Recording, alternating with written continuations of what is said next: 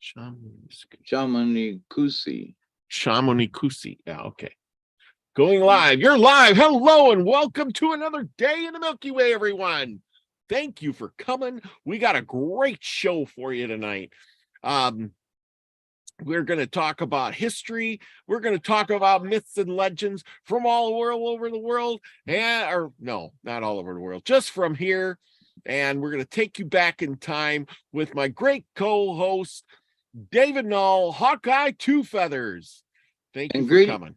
Greetings and welcome, everybody. We thank you all for always tuning in and listening to us two old men chat about stuff.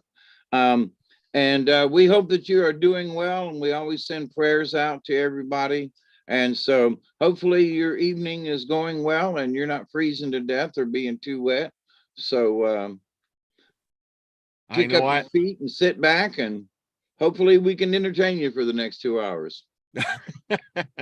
Oh, yeah. Well, you know what? I tell you, it was freezing here today. Man, that wind was blowing so darn cold. Ooh. And it was like 10 to 12 degrees all day with like 30-mile-an-hour winds that really would bite when you look in the eye of the wind. Oh my gosh, it was cold. But I want to thank my Fortress. It's called Fortress clothing wear. It's like an undergarment, like long johns kind of thing. Yeah. And I seen this advertised and I thought, no way, these guys are jumping into a pond and they come out and they're warm, and I'm like, wow, that's got to be something else. But and I thought, it's expensive. I tell you what, it's expensive. It was $129 for the pair of pants, and it was $100 and some for the shirt. But I tell you what, today when I was out there and that wind was blowing, I was nice and warm inside. Wherever them clothes were, I was warm. And I was thinking, usually that wind just blows the heat right out of you. And that's what they kept saying is, this will keep you warm when the wind is blowing. And that's what sold me, because we have plenty of wind. That's what always gets me is you're out there and you're bundled up with, 5 or 6 layers, and that wind comes along and then you're cold. No matter how much you put on, that wind just blows right through you. But today I just wore my Fortress stuff, my underwear, of course, the Fortress stuff. I wore a light jacket, little windbreaker kind of, Carhartt shirt coat type thing, my bibs, and I was warm. And I'm thinking, damn, I had extra clothes in the truck, but just in case it didn't work. But I was like, whew, this is good. This is good. I was styling. So I was pretty happy with that. I spent a lot of the day outside anyway, so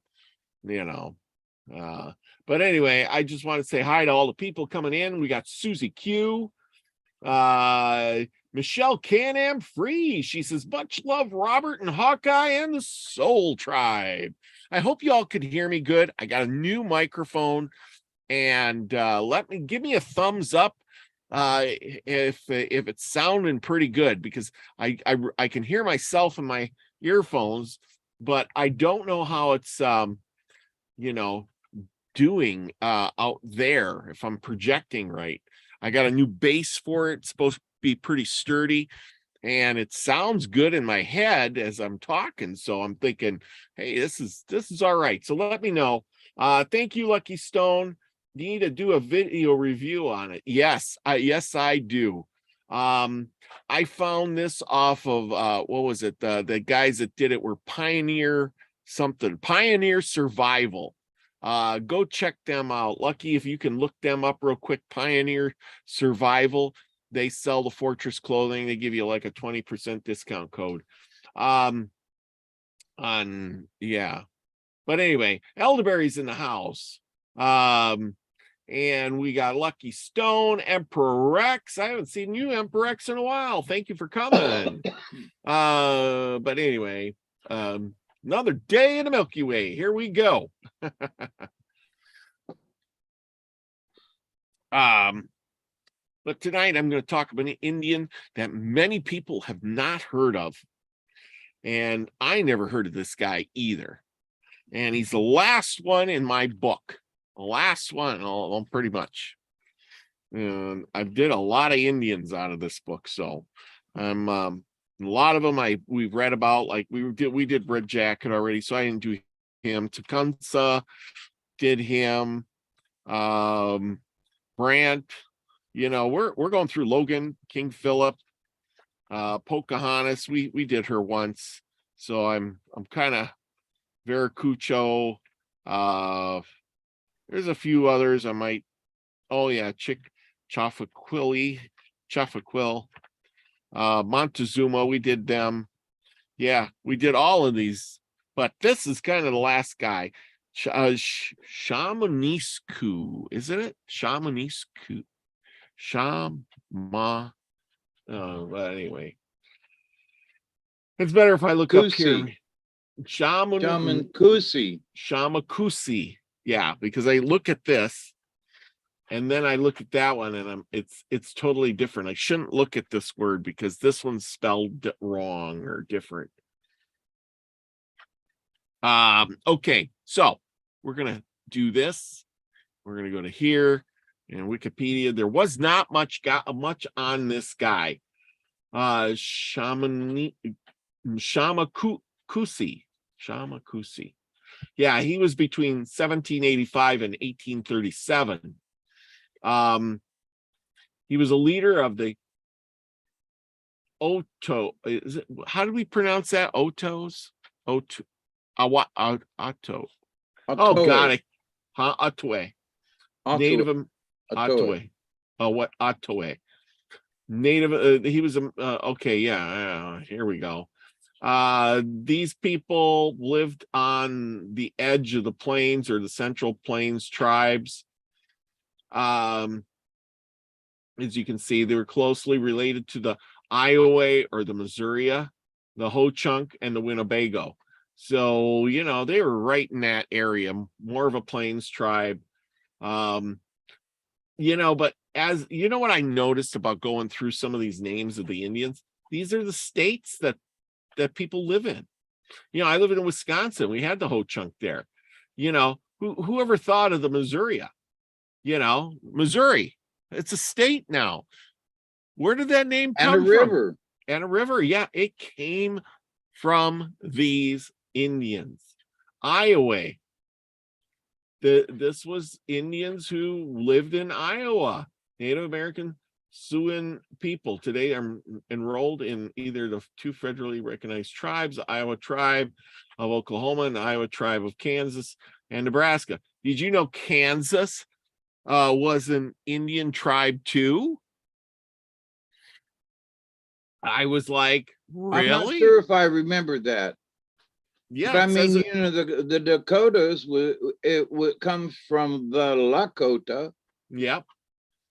And so anyway, but anyway, this guy here, according to my book, the white man called him Prairie Wolf because he probably couldn't say Shamanakusi very well. So they called him Prairie Wolf. Eventually he became Aitan or Litan.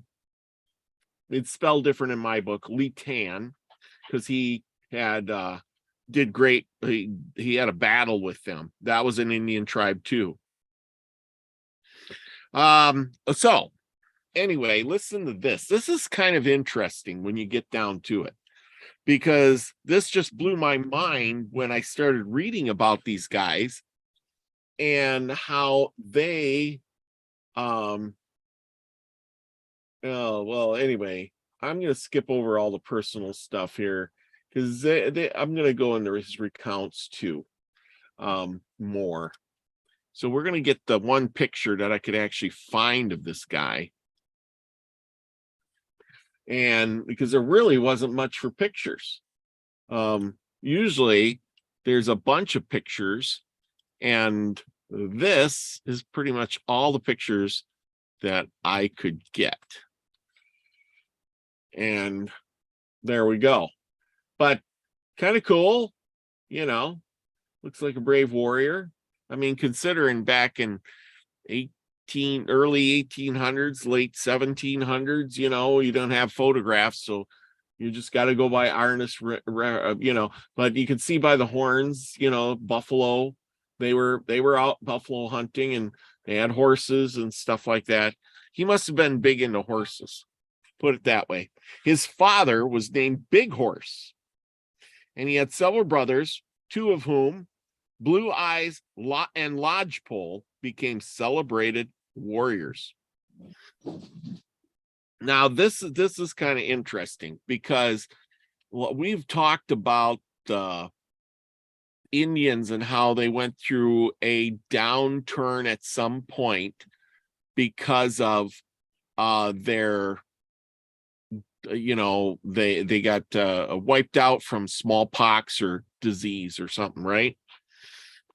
Right. And yeah, so at some point he survived, and whatever, and so did these other ones. The tribe which he was a native consisted of remnants of the Otos and the Missouris, once numerous and warlike tribes which roamed over the boundless west, but they are now so greatly reduced that the whole number of warriors in both tribes did not exceed 200.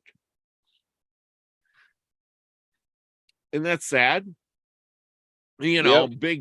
A big warrior tribe, had a river named after it, had a state named after it, and by the late 1700s, the two tribes barely exceeded 200 people. Sad to say, isn't it? Yep. A whole number of warriors anyway, and both tribes does not exceed 200, being united by the closest as a friendship, and they have cast their lots in union and act together as one people. And small as their aggregate, they have sustained themselves, which such uniform bravery and good conduct as to command respect from the tribes around them.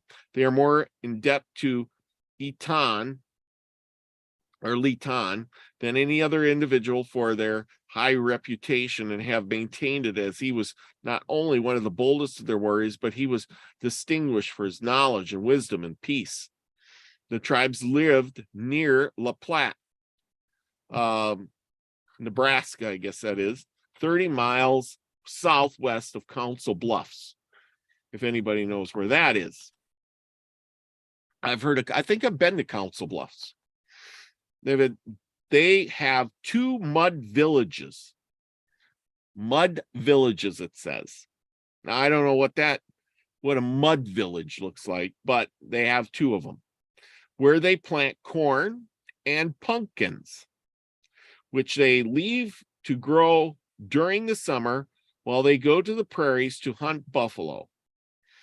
At this period, they live in tents made of buffalo robes. Upon their return, they gather their harvest and spend the winter in their wigwams. In 1819, this Colonel Long's party were encamped on the upper Missouri, and they were visited by a party of the Otos. Among them was Litan. He was a young warrior, and they performed this wild and crazy dance. This was kind of a cool dance. I'm going to skip through some of this.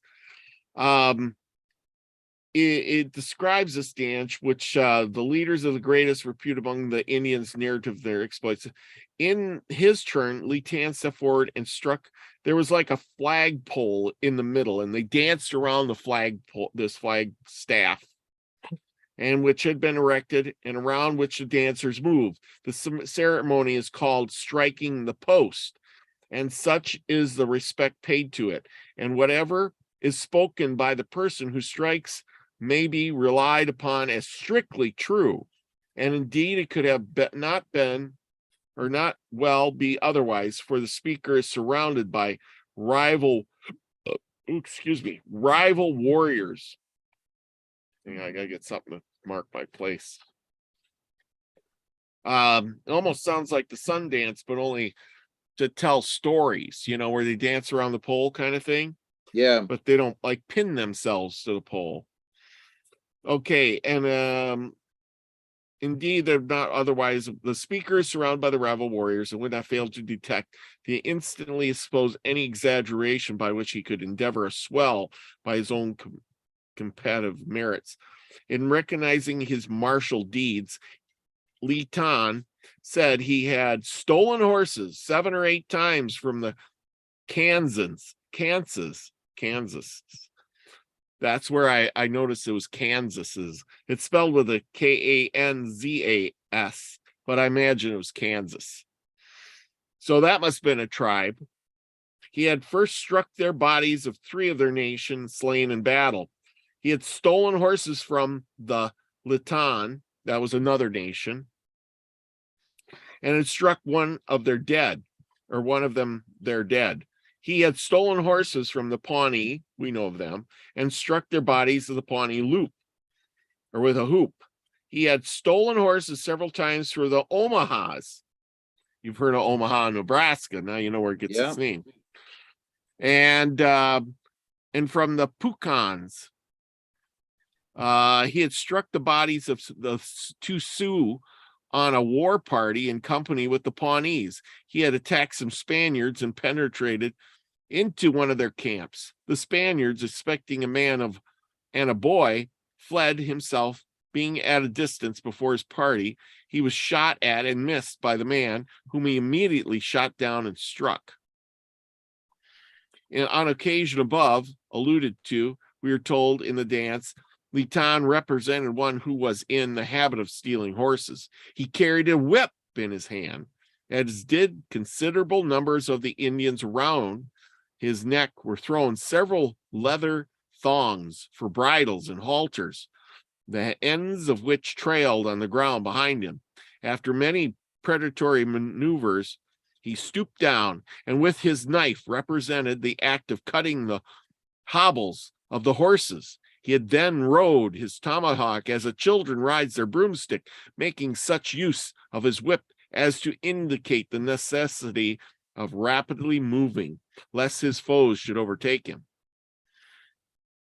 Well, he was a party leader of about 8 or 10 warriors against a small tribe called the Litans, probably a branch of the Snake or the Blackfoot Indians, and they surprised a considerable party of enemy. And in desperate fights which followed, Li Tan killed several warriors with his own hand. On returning to his camp, he displayed 7 scalps and several horses, and the trophies of his skill and courage. From this period, he was ranked one of the greatest warriors in his nation, and the name Li Tan became his common his common notoriety. And so that's how he got to be famous, because he was a horse, he could fight with the best. He stole a lot of horses, but they were a plains tribe, so I can imagine that this guy is, they rode horses to go get buffalo. Horse riding was, their life, right? Right. Li Tan was, most Indians were, and I imagine you can sum this up for me too, where from ones you've met, he says most were very stern and quiet, and not playful and fun. But Li Tan was, he had a playful fancy. He had his humor broke out on all occasions. Wherever he went, he was the life of the party. And he was established reputation as a wag. I don't know what a wag is, but that whenever he opened his mouth, the Indians around were prepared to laugh. So he's quite the jokester anyway. Yeah. On occasion, a number of his warriors had assembled and hold a council. He sat in silence, presuming to speak. Decorum required upon such an occasion. Stage warriors were, so he's in his big great council. We'll just sum this up. And, everybody's quiet. It's somber. They're passing the peace pipe and they're doing their thing and whatever. But somehow or another, he couldn't help but make jokes by the end of it that everybody broke out in a merry burst and laughed. He couldn't go the whole council without saying something funny under his breath, which made everybody break out in the laughter. And he was quite the humorist, but they all took it with, good taste. And even as the established laws of good society were not for him. For instance, his playful fantasy afforded in the following story had been visiting Governor Clark, Indians. Stop a little bit, whatever, we'll skip over that. But anyway, the point is that this guy, he made people laugh. He was really smart, and he got noticed. Well, he got noticed, and the Indian Affairs was getting out to that area of the country by this time. Now, and he refresh my memory because I forget. Yes. What period of time is this? This is the late 1700s, early 1800s. Okay, now, all right. I'm sorry to interrupt, but No. In his way, if you could think about it, his notoriety would have been something like, those folks back in the day when they went around and did the Wild West shows. Yeah. So his horsemanship, people in the town. Now, I don't know if you said this, but they would want to see his horsemanship. Yeah. And probably because he was such a jovial fellow, he was probably doing tricks on his horse and stuff like that. Oh, yeah. So definitely. To get his notoriety. So he was almost like his own circus.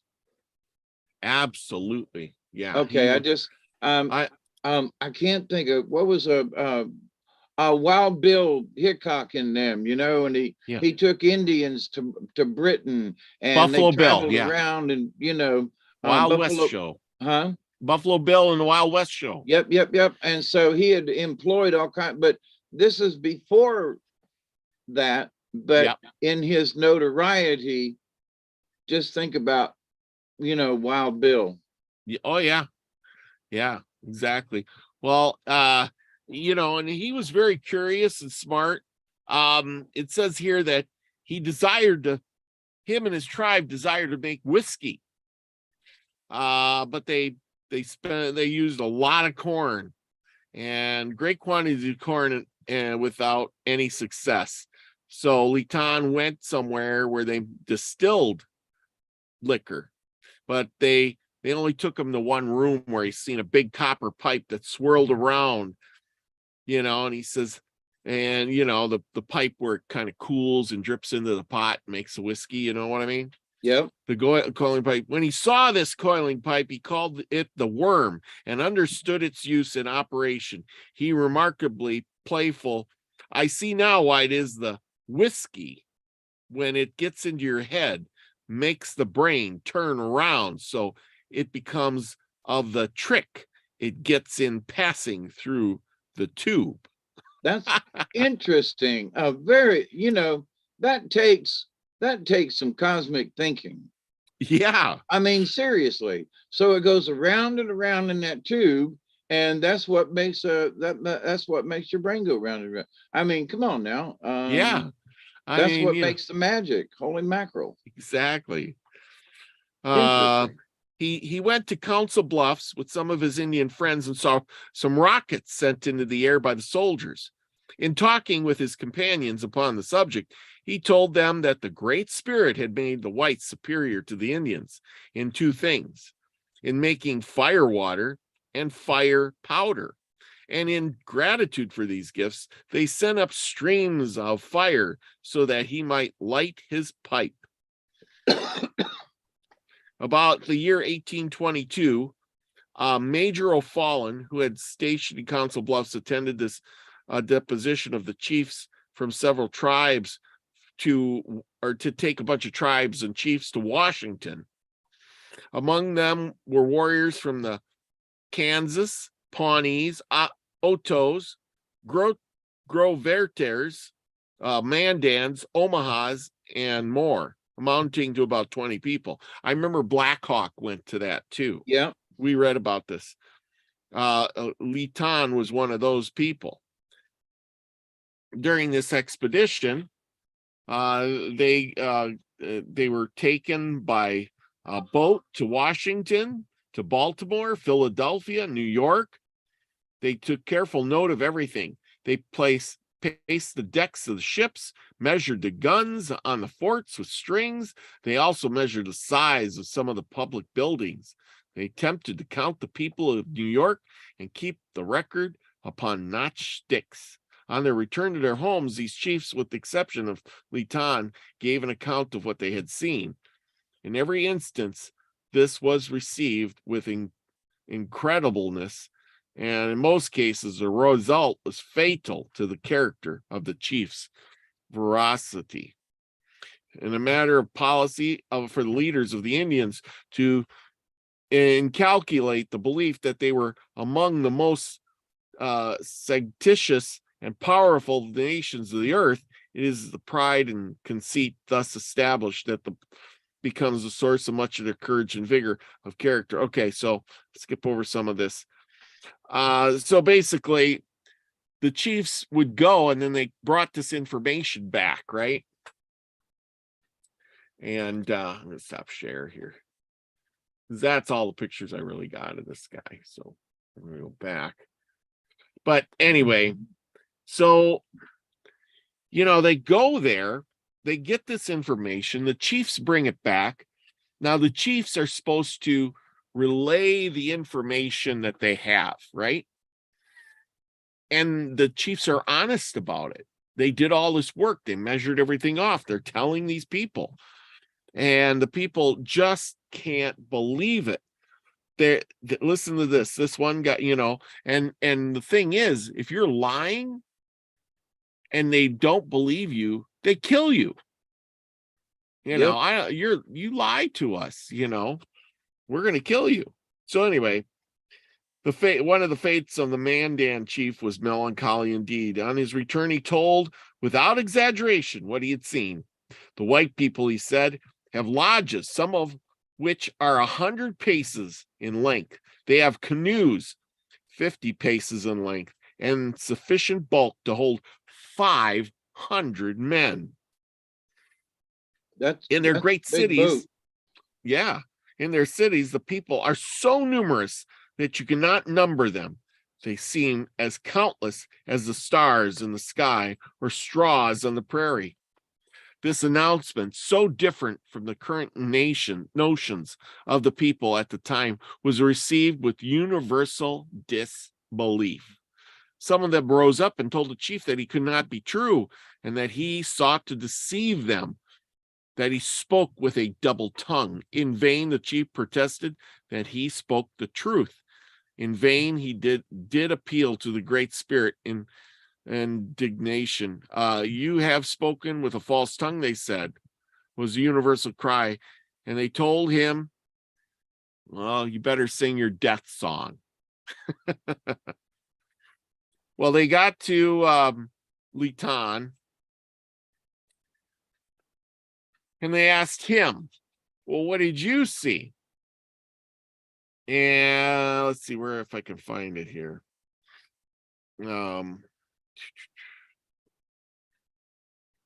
Slumber. If I can find this, hang on a second. Just shot for okay. In fate of the great bear chief of the Pawnee, who had accompanied the party to Washington, discreetly disclosed the truth on his return, was harshly less severe. He was degraded from his rank. So he was watching these different chiefs get degraded.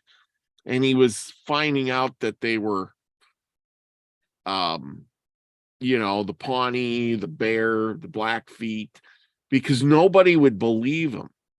You know what I mean? Yeah. Well, Litan was present on this occasion. During the session of the council, the great bear left the boys, and after a short pace, he returned in full dress of a warrior, meaning in noble form.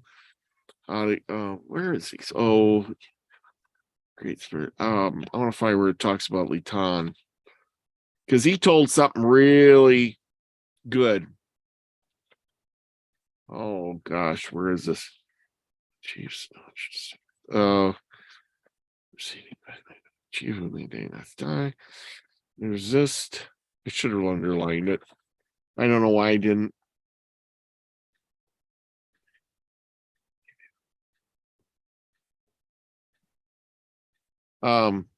Okay.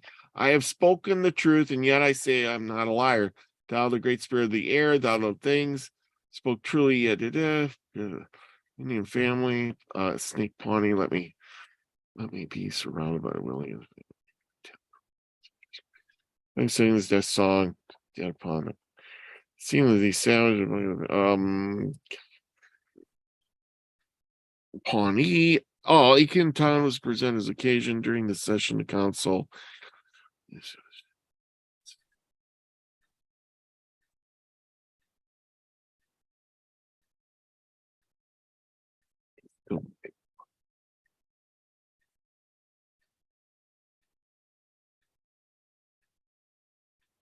Oh, I told my people White Man had I remember.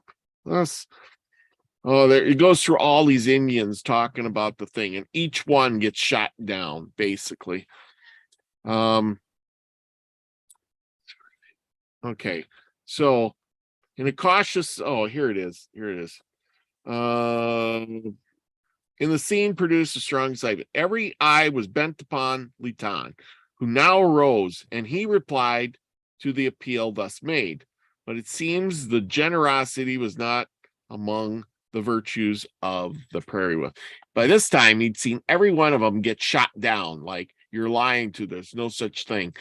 And I'm thinking in my head, like, you're watching every chief come back, and you're watching every chief speak up and say something like, the ships were huge, the houses were huge, the guns were huge. There was more people in the stars in the sky, and yet nobody wanted to believe him.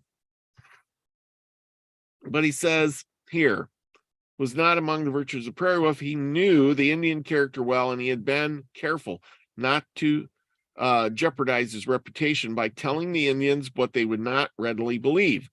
In speaking of what he had seen among the white people, he had always used general terms. He now replied in the same manner. The whites, he said, have some pretty large lodges and large canoes, and their people are numerous. The effect of his speech was unfavorable to Great Bear. The cautious manner in which the renowned Litan had spoken satisfied the assembly that the Pawnee chief had been guilty of misrepresentation. The latter saw the effect produced, and with the dejection air, he retired from the council. Thus, it appears that by his, words, Litan preserved his character and standing with the Indians. So he realized that he shouldn't exaggerate too terribly. Yeah, they had big canoes. So what? Yeah. Even though he was a joker, he knew he was smart about it. He knew that he could not care to shock by his statements, and they would only prove injurious to him, while the less prudent chiefs fell victim to their frankness. So anyway, it goes on. He was doing his thing. He was a good chief, but one day, this is how badly it goes. Whiskey does not go well with the Indians. Time and time again, we've seen this. It is bad.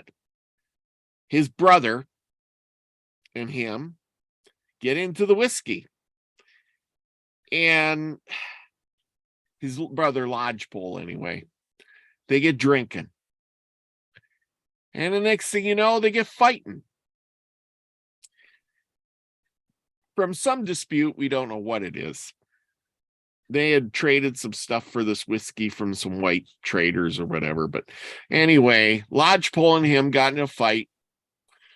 Lodgepole throws his brother over, knocks him to the floor, runs over there, squabbling with him, bites his nose off. They both pass out. And both parties were too intoxicated to notice what had happened. But the next day, Litan came to his senses and discovered a mutilation. He seized his rifle, went straight to his brother's lodge, and shot him dead. Whoa. Knowing that this had forfeited his life, he left the village and proceeded to Council Bluffs. He knew well by the officers who sought in vain to comfort him.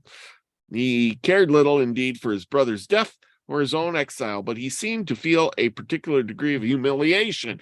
Well, if you got your nose shot off, you'd feel humiliation too. But they found a surgeon, and he patched it up and assured him that the scar would be scarcely visible. So Litan was better off. A few days later, his tribe came to find him. They brought him gifts, and he received with joy. They brought him consists of principal bunch of the tribe that loaded with presents, horses, clothes, and furs. And they came into his presence of the chief.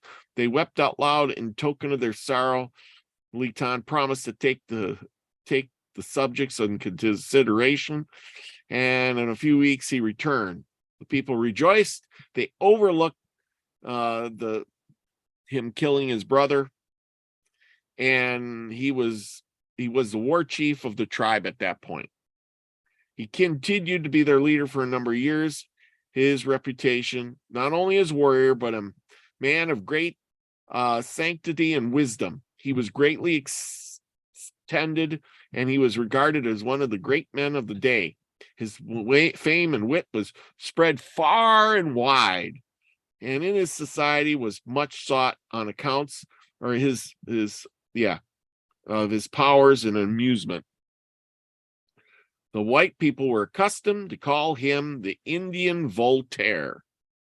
Whoa. But this is where it gets sad. This is the sad part, the ending of Litan.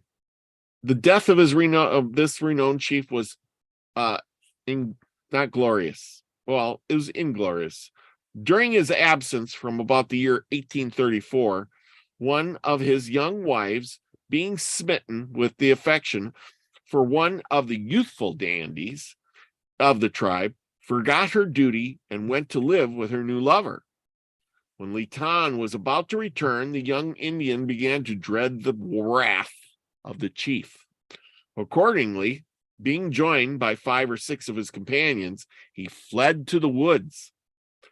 Litan returned, and learning what had happened, pursued the seducer and his party. They lay in wait in ambush, and as the chief approached, they rose and fired a volley upon him. Though desperately wounded, he surged upon them like a tiger and slew 2 of them with his own hand.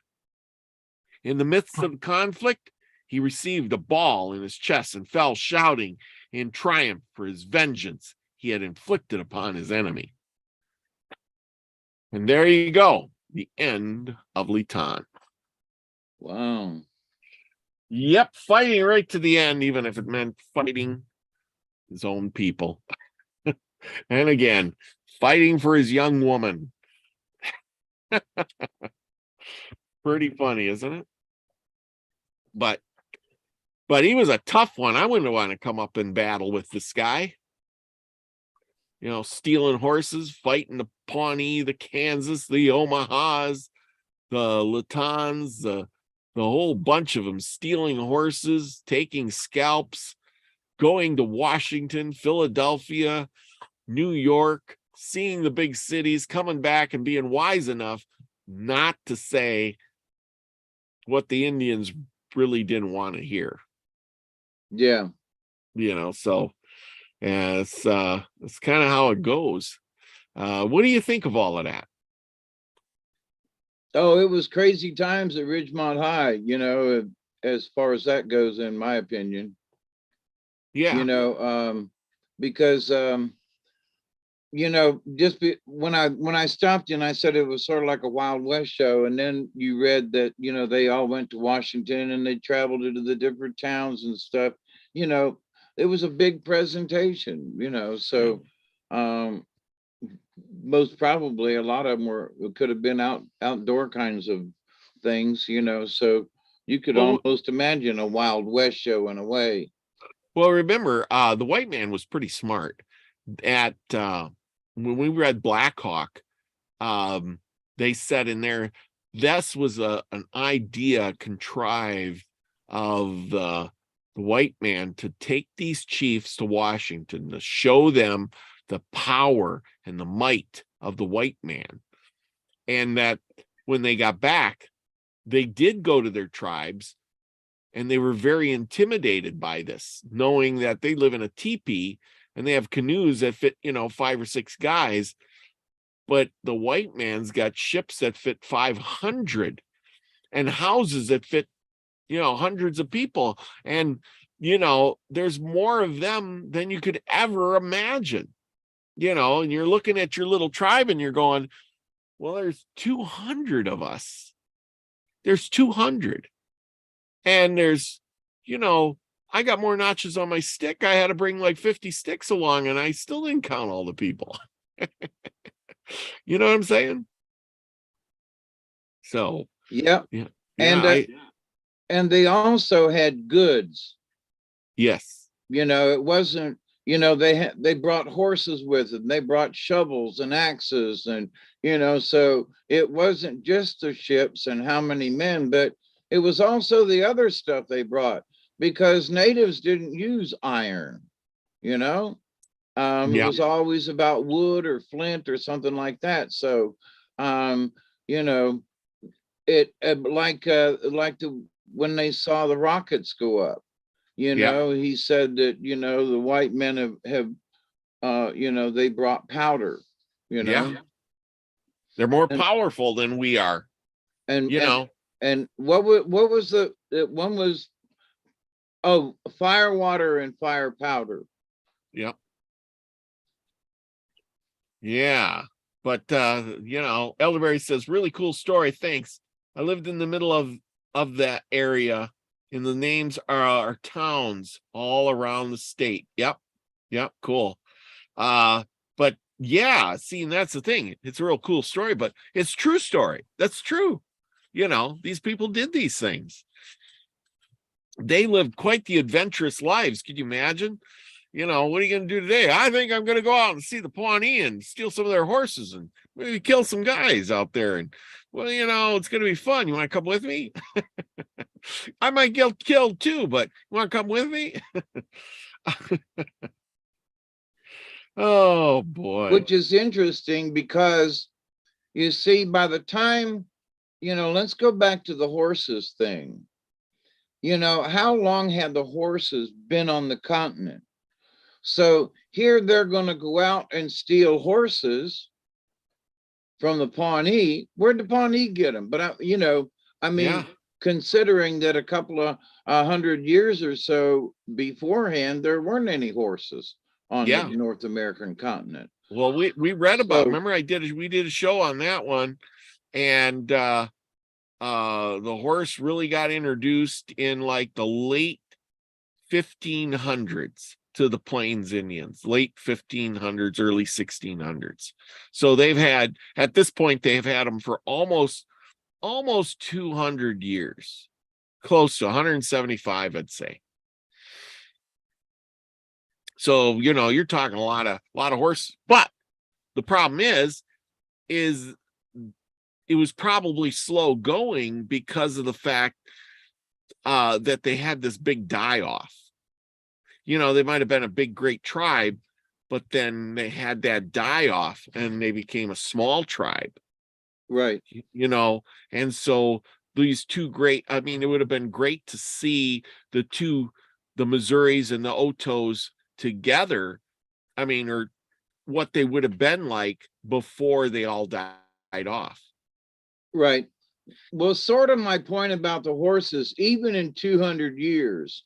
Yeah. So we have to think about the creation, because me and a friend of mine, we were talking about livestock the other day. And if you have, 2 or 3 goats, and if each goat has a goat, well, then at the end of the year, you have 6 goats. And at the end of the next year, depending on, if there were females or males born, you might end up with, 3 more goats from the first 3, and then 3 more. So now you got, 6 goats plus maybe 6 more. Yeah. So now you got 12. But with horses, they didn't bring that many over No, to begin but with. but So, remember, here's the thing: the fact that the few horses that they brought, who might have got away or whatever, that in 200 years there were enough horses with the Pawnee that somebody wanted to go steal them. Is my point. yes, That but even over 200 years, you start off with 10 horses, let's say. It's going to take quite a few, generations of the horses, yeah. in order to generate enough to where they have a herd, Well, or and tribe. So yeah, anyway, but remember, throw they that out there. the somewhere along the line, the Spanish had all the horses, Right. and we read that they had a huge amount. There was thousands, 10,000 horses, or more, maybe 10 or 20,000 horses. I forget what it was, but when the Indians chased the Spanish out, they took all of those horses, and then they spread them among the tribes there. So these guys are starting out with maybe 100 horses right off the bat, which can increase pretty fast considering. And then there was this chunk where the northern tribes didn't have horses, and I read somewhere where I can go back and find it, but there was the big horse trade. I remember that. Remember that one where one of the southern Indians took a huge herd of horses and brought it to the northern Indians. And I can imagine how that fared. Like, holy cow, one day we'd got none, and all of a sudden you brought us 2,000 horses. Well, but to my point, though, the horses were prolific, but in the 200 years that 100 horses were kind of left behind, that there were thousands that they could trade. Yeah. I just wanted to point that out. Oh, yeah. And horses multiply pretty fast. They really do. You can only have one a year. Well, that is true. I mean, basically, so, and if you're lucky, like a year and a half, you could have 2, and you might stretch another one in there, but basically one a year. So, and then the young mares, what about if you have all male horses? Well, then that cuts your herd down, because you can't make as many horses because most of them are male, and no males can't have babies. Yes. But anyway, I just find it amazing and an interesting fact that and I'm going to use this word, the production of the horse for means in America. So there's a few left over, and the natives get a hold of them. They see the value and they increase them. Yes. And they trade and they barter and they count coup, and and stories are added to their traditions. Absolutely. And so then at some point they kind of forget that the horse wasn't always around too. Yeah, but that was several generations. But the horse card that I've drawn several times talks about how the shamans see the horse as like, right, it's the closest you can come to flying. Yes. When you're on the back of a horse. And so but anyway, the stories, even though the horses weren't around that long, the stories of the horses are great. Oh yeah. So but anyway, made the tribes for sure.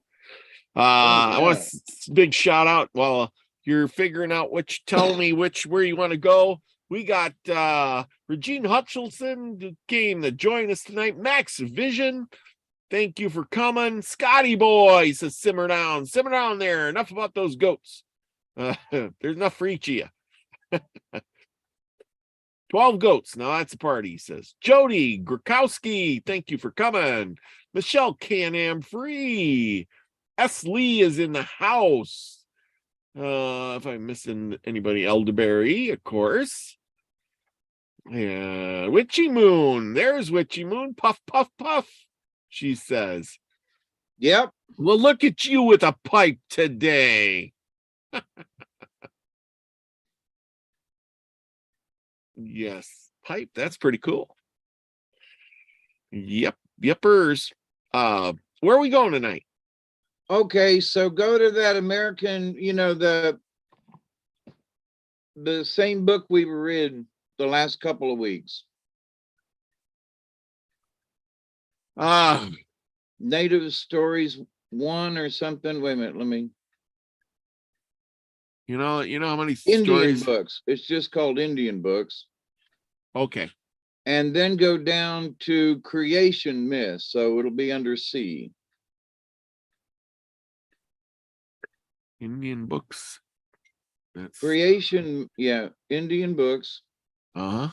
And then Creation Myths of Primitive America. Yep.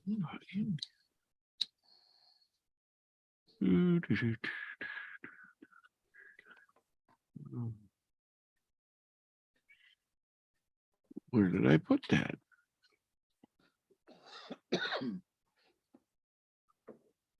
Oh, I think I clicked on the wrong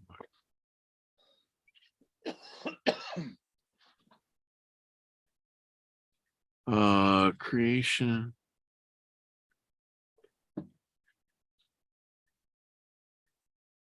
Why did it?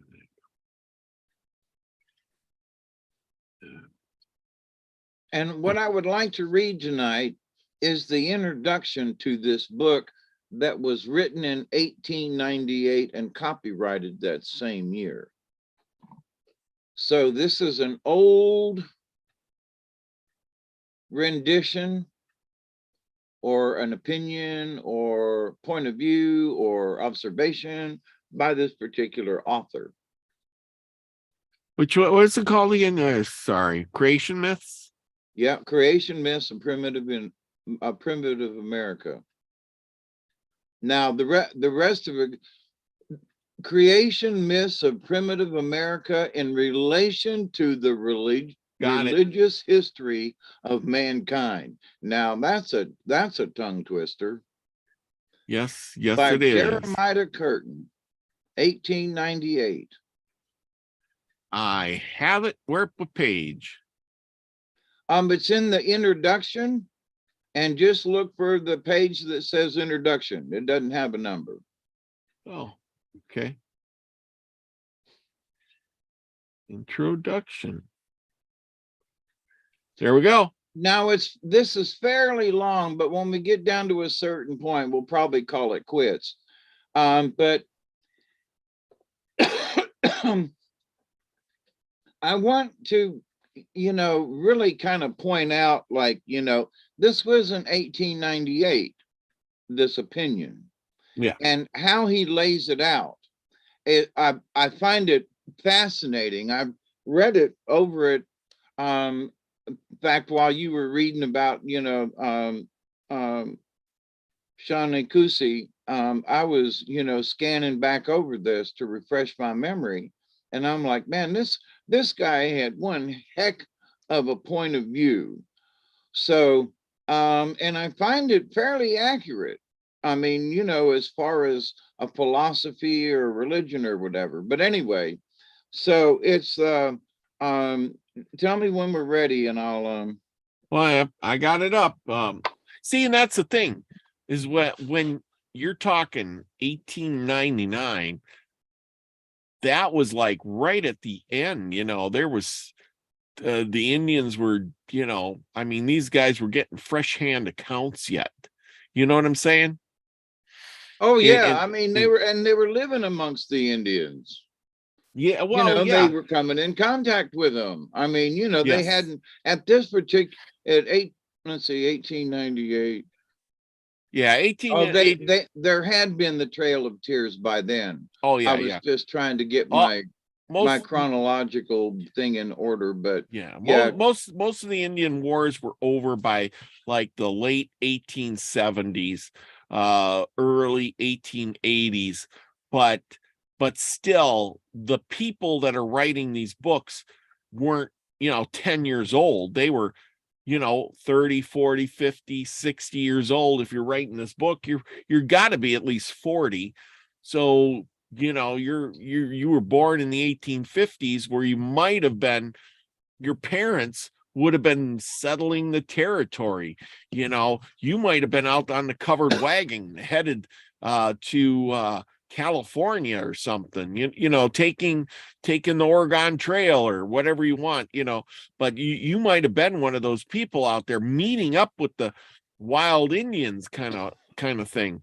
But and it would have been, if it wasn't a first-hand account, yeah, it was a second-hand account that was probably pretty dead-gum reliable. yes, You know, somebody that had been in the Indian Wars, or some, you know, like he could have run across some Kit Carson or somebody in what, you know. So, but yeah, to the point is that it was written in 1898, before there was a lot of other influence that could have, yes, you know. So, but yes. anyway, I've got this pulled up on my page, um, and I've got it to the right size that I need for reading. So Okay, don't worry about me. okay, But I'm not looking at your screen. I'm looking at mine. Okay, just to okay, let you know. okay. All Sounds right. good. So again, this is the creation myth of primitive America in relation to the religious history of mankind by Jeremiah Curtin in 1898. And this is the introduction to the book. The creation myths of America form a complete system. They give a detailed and circumstantial account of the origin of this world and of all things and creatures contained in it. In the course of the various narratives which compose this myth system, an earlier world is described to us with an order of existence and a method of conduct on which the life of primitive man in America was patterned.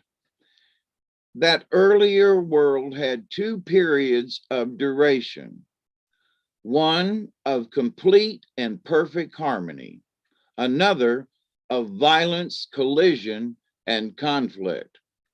The result and outcome of the second period was the creation of all that is animated on earth except man.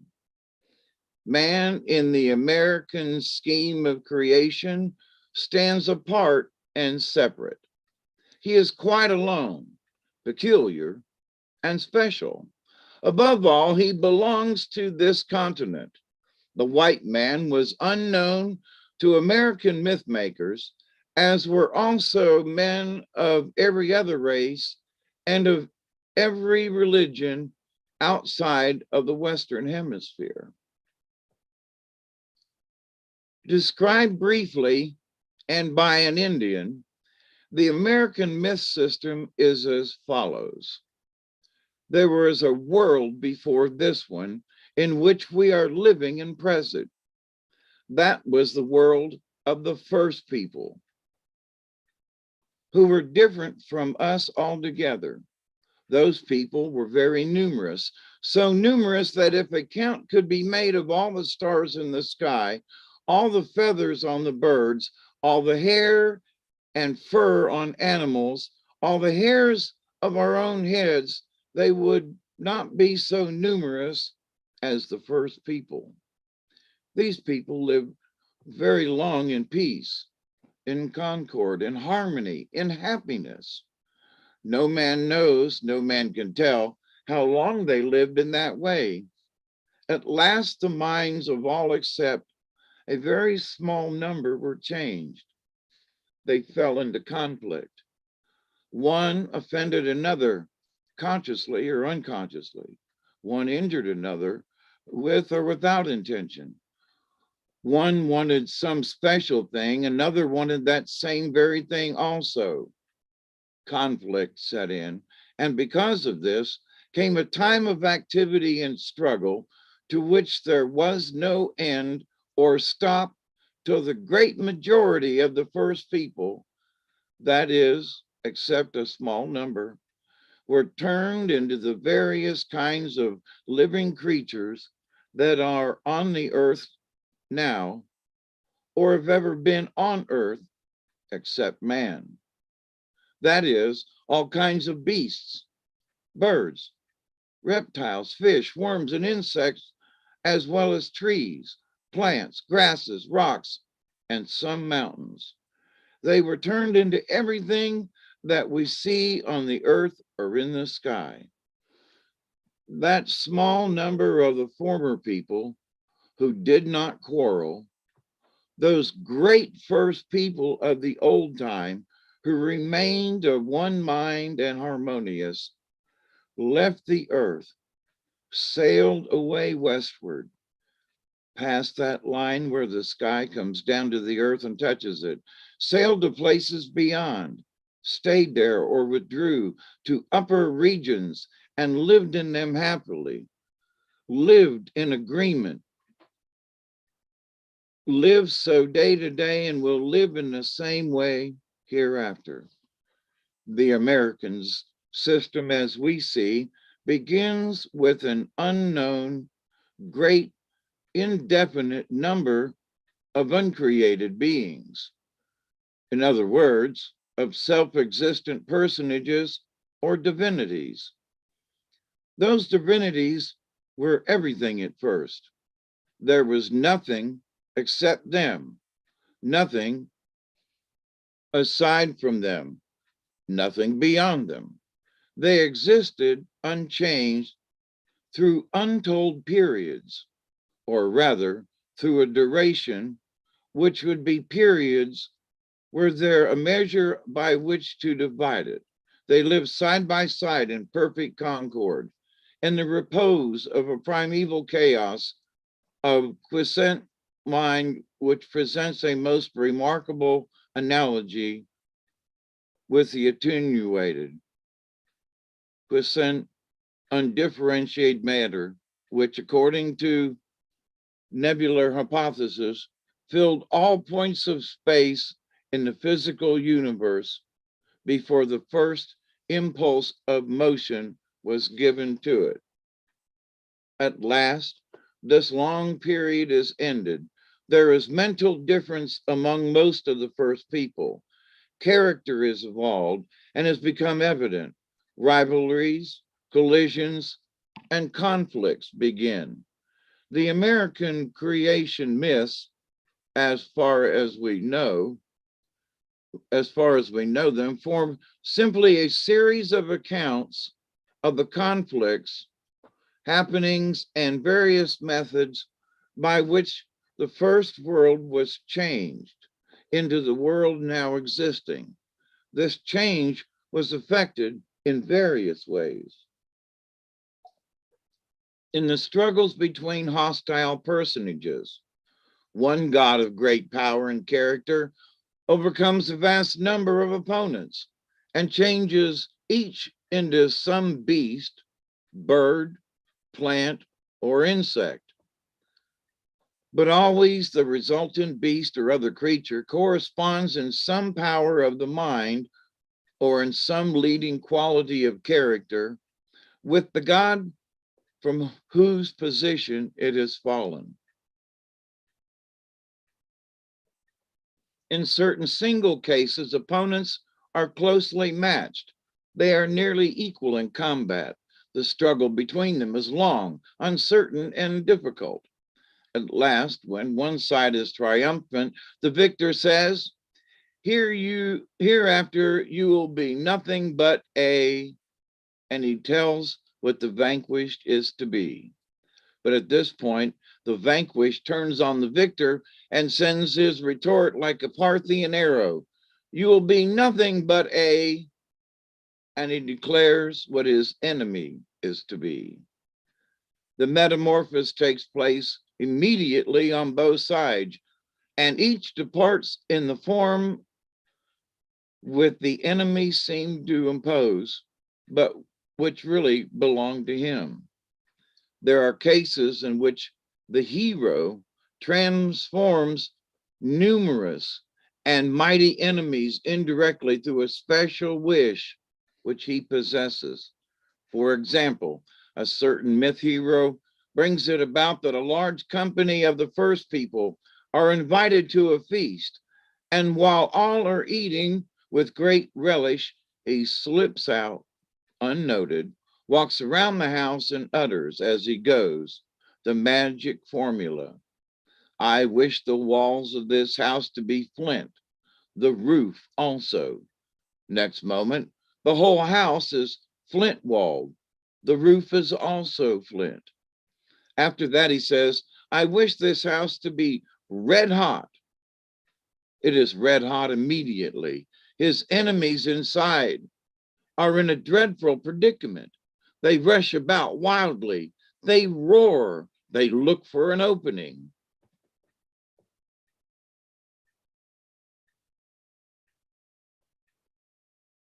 There is none. They see no escape. They find no issue. Their heads burst from the heat. Out of one head springs an owl and flies away through the smoke hole. Out of another, a buzzard, which escapes through the same place. Out of the third comes a hawk, which follows the other two. Out of the fourth, some other bird. Thus, the action continues till every head in the flint house bursts open and lets out its occupant. All fly away, and thus the whole company is metamorphosed. Each turns in to that which his qualities called for, which his nature demanded. He becomes outwardly and visibly that which before he had been internally and in secret. The hero in the above case could not wish his opponent's metamorphosis directly. He could not wish this whenever he pleased or wherever he met the great company. He had to induce them to enter the house, which he turned by his wish into flint and then heated. When the moment of terrible anguish came on them, the true nature of each of those people grew evident. Each head burst open, and out sprang the real person. All those of the first people whose minds had been modified, who, so to speak, had grown specialized internally, who were different from that which they had been to start with, were forced to change also externally and could not escape or avoid that great power whose shadow was approaching. Their destiny was on them, and they felt it. In the Wintu system, one of the two which are set forth in this volume, nearly all changes where things is established completely. There are now in the world individualities of three distinct sets and orders. First, that small number of the first people whose minds had never changed. Those gods who withdrew and who live in their original integrity and harmony, who retired to places outside the sky or above it. Second, the great majority of the gods who had become everything in the present world, save and except only Indians. This cycle finished, there is a new point of departure, and we meet a second group of myths concerning the existent world as it is now with its happening. Myths containing accounts of conflicts which are ever recurrent, which began before all the first people were metamorphosized, conflicts which are going on at present and which will go on forever, struggles between light and darkness, heat and cold, summer and winter, struggle between winds which flow in opposite directions. In fact, accounts of various phenomena and processes which attract the attention of savage men more than others, because savage men are living face to face with them always. This second group contains a large number of myths, many of them exceedingly beautiful, and so far as they are known, highly pleasing to cultivated people. Unfortunately, few of these myths have been given to the world yet, for the sole and simple reason that comparatively few have been collected from the Indians. The first cycle of myths, that is, those which refer to creation, in other words, to the metamorphosis of the first people or gods into everything which is in the world, including the world itself. It is succeeded by another in which are described the various changes, phenomena, and processes observed throughout nature. In this second cycle, as I have just stated, light and darkness, heat and cold, opposing winds, heavenly bodies appear as heroes and leading actors. For ages, the reverence, sympathy, and enthusiasm of primitive men have been given to those heroes and are given to them yet by every tribe which preserves its ancient beliefs and ideas. And this cycle is one small group of myths, a group which in many tribes is revered beyond others. This group associates the earth with the sky and the sun, considered as one person, or the sky and the sun considered as distinct from each other. To these are added one and sometimes two personages born of the earth. In the simplest version of this myth, the earth maiden, through being looked at by the sun, becomes a mother, gives birth to a great hero, the chief benefactor of Indians. This hero gives the race all gifts that support existence, and it is through him that men live and prosper. Under whatever name he appears, this benefactor is really that warm light which we see quivering, waving, and dancing above the earth in fine weather. He is the son of the virgin earth, of that mother who has never known a consort save the one who looked from the height of heaven on her. The lives of the first people are described in creation myths and presented as models upon which faithful Indians are to fashion their lives at all times and places. All institutions of primitive man in America were patterned upon those of the first people. Every act of an Indian in peace or in war, as an individual or as a member of a tribe, had its only sanction in the world of the first people, the American divinities. There was not on this continent one institution, observance, rites, or custom, which was not God-given, theoretically. The Indians of America always acted in a prescribed manner on a given occasion, because the gods of the world which preceded this had acted in the same manner in similar conditions and circumstances.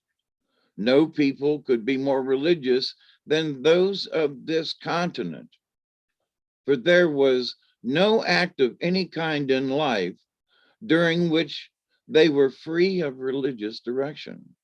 The source of this religion is in the myths and in the explanations concerning them given by wise men. In other words, by sorcerers. What shall we say of this Indian system, and what is its value? The first to be said is that it is complete, and for every Indian believer, well founded and symmetrically developed. In the primitive religion of America, there is no speculation. All is simple statement. There are no abstractions. Qualities are always connected with persons. Indians believe that the whole immense body of the myths was delivered to them by the first people in one place or another. Among the Iroquois, there is a detailed account of how myths were told to an ancient chief and an assembly of the people on a circular open space in a deep forest. On this space was a large wheel-shaped stone. From beneath this stone came a voice which told the tale of the former world, told how the first people had become what they are at present. Day after day, the chief and the people came to the stone, sat, and listened till the whole cycle of the tales were narrated.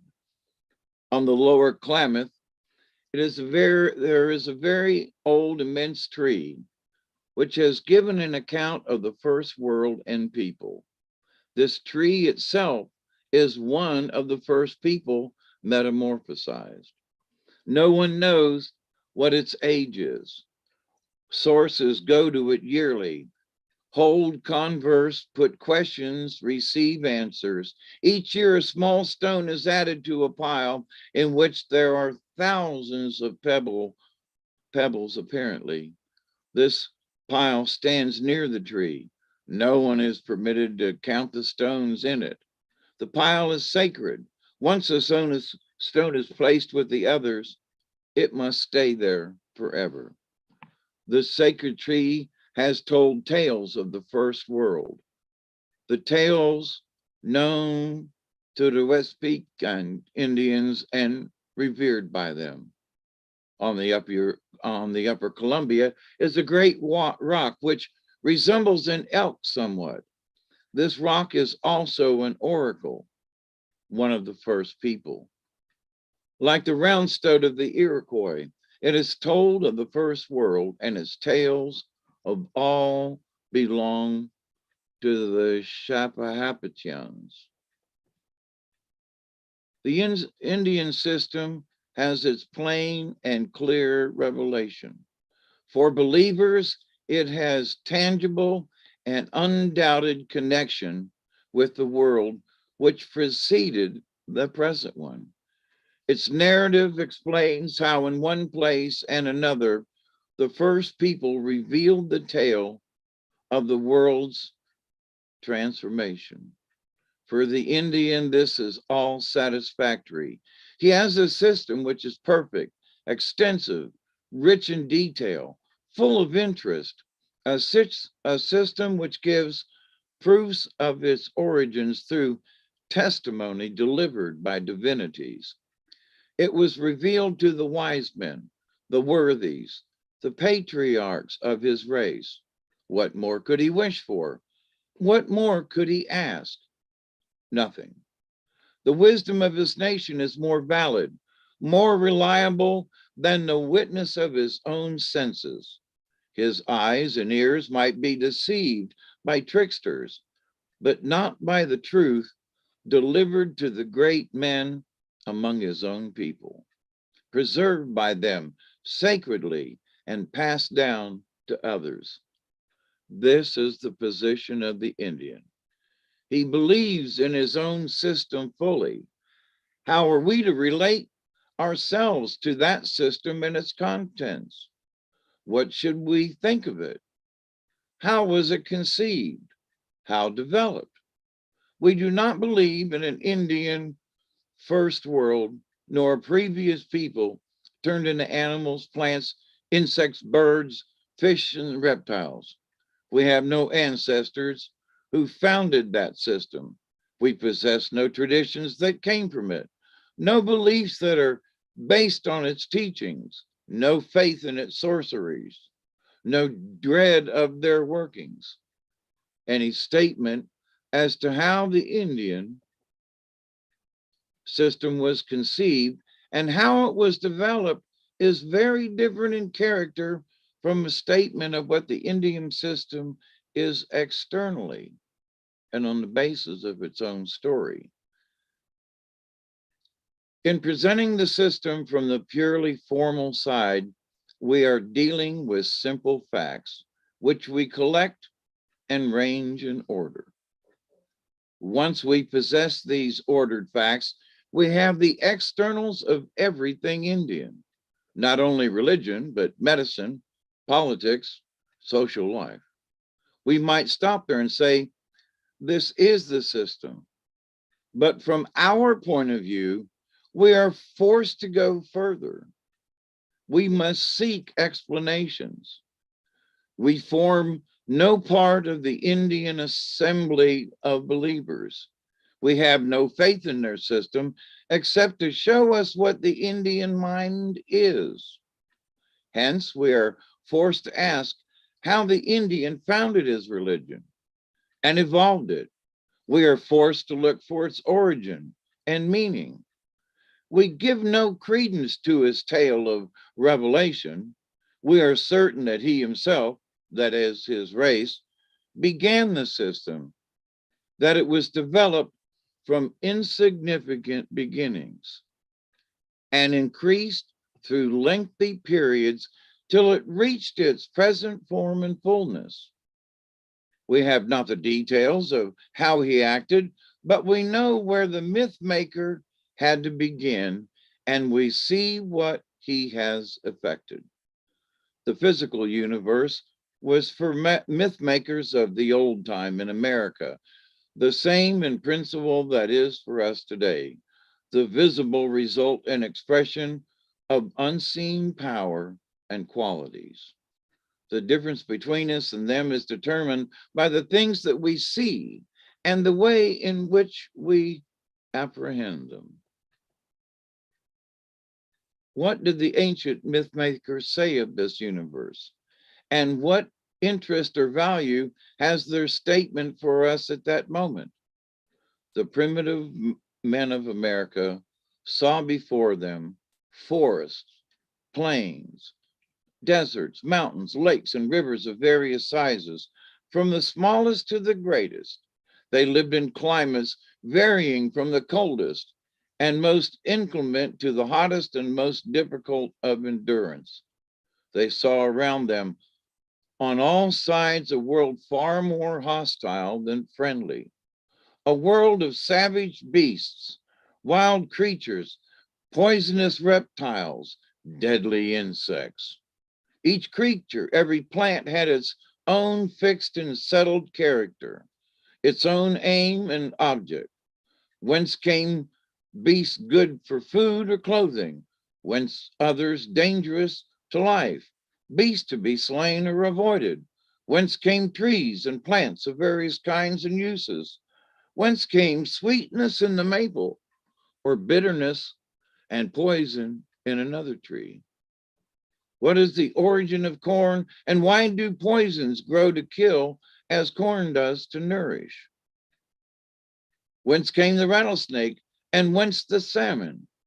Because of these questions, myths appeared, and those myths gave answers which received full faith and credence, answers on which was built a theory of how this world arose and what the value and what the true and prosperous scheme of life was. The myth maker, the myth maker looked at the universe around him and saw throughout every part of its individualities, having qualities, desires, and passions in varying degrees. He observed these individualities and gave a detailed account on history of how this world arose. And I'm going to leave it there.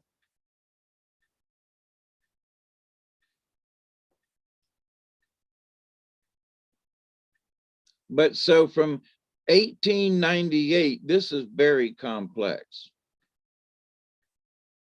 But the original story was that, you know, the Mother Earth was, and then was impregnated, but she was a virgin. That sounds like the Catholic birth, you know. Mother Mary gave a virgin birth to Jesus. You know, the way that this author takes the American way of life and turns it into a religion. He doesn't say anything in here about worship, though, if you've noticed. Not one time does he use the word worship. And so I find that very interesting because, you know, in later years, it's always the savages, you know, and you find out that maybe the savages aren't really savages. And that some of our core beliefs as Americans were based upon some of the First Nation. What? I mean, you know, so from a point of view of 1898, I find that which I've already read pretty dadgum interesting. And that from our discussions over this almost, you know, year that we've been doing this, because we've got 59. If we did one a week, I guess we have been here a year, haven't we? Yeah. 52 weeks makes a year. So no, we got 56. So we're over a year old. How about that? Happy birthday. But anyway, but in describing that which, you know, that he states right off the bat that the American Indian, his system is complete. Period. It's like he's already made up his, here you go, right out of the bat. It goes, the Indian system is complete. And so now, as we've read, the different animals, like the elk and like the deer and like the buffalo and also the turkey, have given themselves to feed and clothe the natives. They came especially to feed them and to clothe them. You know, the story of buffalo, you know. So,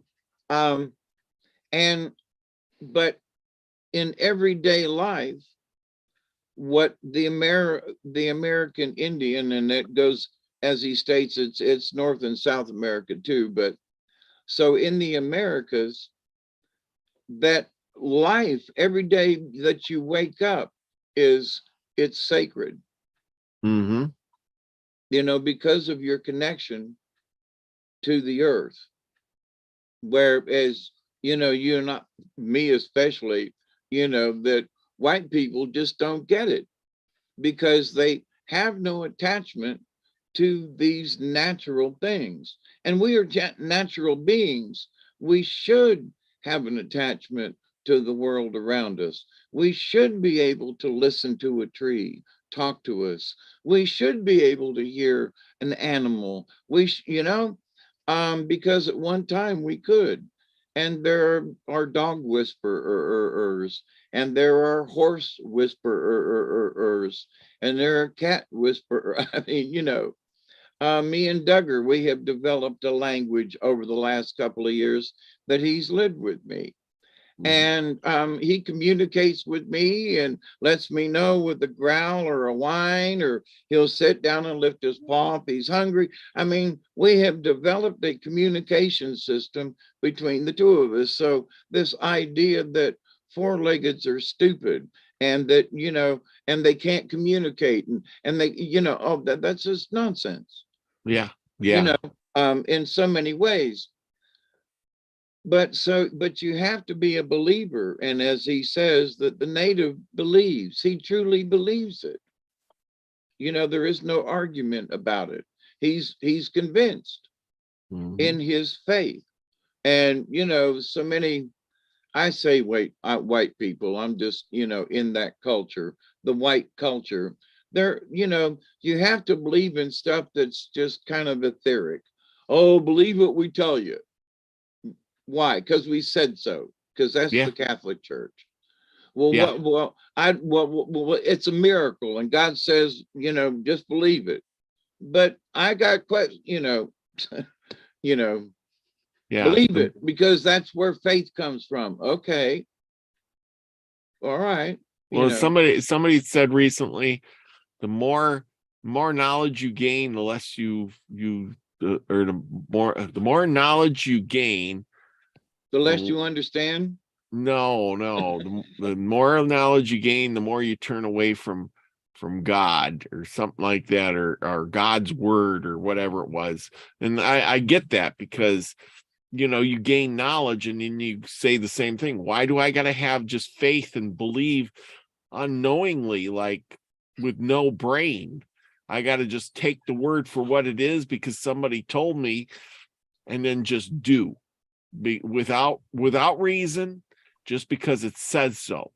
And that's what you're saying is you Yep. just because the Bible says, or because, well, the Bible says God said to do this. Okay, I guess I do it blindly. I gotta have faith and believe that it's so true, And and see, and to the native people, as this introduction states, and I've observed myself, and we've discussed it, is that the native peoples just instinctively believe this. And so, and there is no Bible, mhm, there it's tradition.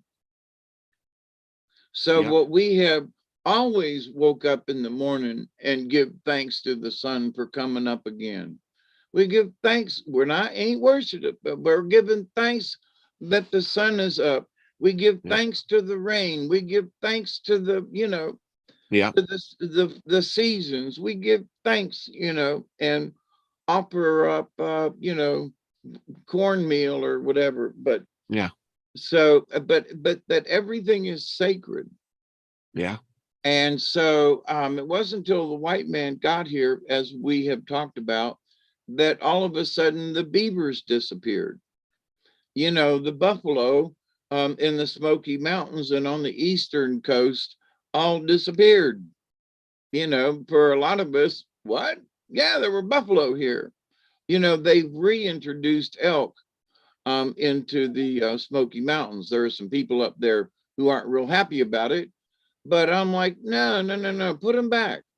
yeah, I mean, they want to put wolves back up in there, and the folks are going, nah. But now I would question putting wolves in the Smoky Mountains simply yeah. because I've been there, and I don't think there's enough territory. But anyway, out Well, and west, okay. But it was white man who brought the gun and everything, who did this wholesale slaughter of the animals, and they mowed down all the trees. yeah, So the the the faith that the red man has when he wakes up from birth is different. His connection to the earth. So his first impulse is not to cut all the trees down.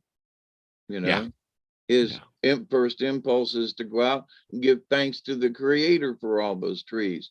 Oh, going back to the being smart, over my many years, the more that I have read and understand, the closer I am to creator, yeah, but the further away I am from God. yes. Yes, that I agree. Like I said, now, same with me, is the more I study things, the more I know that there's more out there than just the world around me. But yet, the more I see that the religion that I was brought up with is so phony baloney, you know. I mean, And I does see that. and it Uh, doesn't include all the things that are around us. yes, When what I've exactly. said for many years is, you know, white people in religions, they just miss the point. It just zoom right over the top, you know. They Yeah. don't, you know, oh, let's go, you know, cut down all the trees and put in the parking lot, you know. That Mhm. God told me that it was okay to do that, you know. Just, Yeah. but Well, anyway, no, I agree with you. And like my buddy once told me, he says, and I kind of agree with him. He's discussing the Bible with me, and he says, you know, he says, as much as we do that, he says it's like a 5-year plan, and then you repeat. And then you just repeat, and then you start over and you repeat. And then at the end of the 5-year plan, you start back over at year 1 and you do it all over again. And you do this over and over and over and over. And then you're supposed to graduate. But I don't see an end to that. I see that that's, you know, where do you get from there? But then I start looking at some of these other things like, you know, like the Eastern religions, you know, the Buddhist and the Hindu and all of that. There's enlightenment. The Indian thing, there was some kind of enlightenment there too. You know, you become wiser and wiser and wiser. You raise to a different level. You can see that with the chiefs, you know. They rose up, and then people came them for advice, and they were smart. They weren't stupid. We just read about that guy, and you were talking about the genius in his pun about how it spun the copper, and how that would have made the liquor spin in your head, you know, because of the spinning copper, you know, learned its ways, you know. And you know what I'm saying? he would have been And if he'd have had an education, he would have been a genius. You know, yeah, I mean, just in the way that he was able to relate the two. I mean, that's abstract thinking, yes, you know, and so he could look at the abstract and go, oh, look, it goes around. So that's, you know, every time I drink this stuff, I go around, and I mean, amazing, yeah, you know, and that he could relate those two without some kind of formal education. He was able to yes. just boom, there it is. Yes, yes.